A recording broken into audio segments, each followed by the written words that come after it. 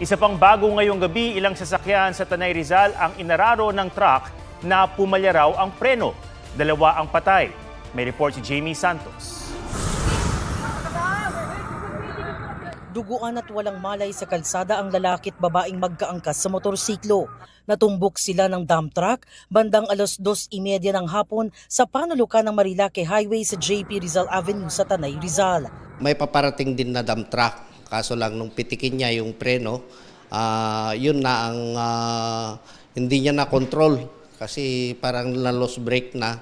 Batay sa investigasyon, dahil hindi kumagat ang preno, bigo raw ang driver na maiwasan ng sasakyang nakahinto sa intersection dahil nakapula ang traffic light. Nasagasaan yung isang motor, tapos nag-left turn siya, kaso lang may mga naka-stop pa rin na mga dalawang kwando na tricycle at isang motor.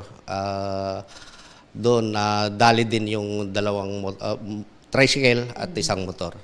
Dead on arrival sa ospital ang magkaangkas. Sugatan ang dalawang tricycle driver at ginagamot pa sa ospital ang rider ng isa pang motorsiklo. Patuloy ang investigasyon. Hinihintay kung ihahabla ng mga biktima ang truck driver.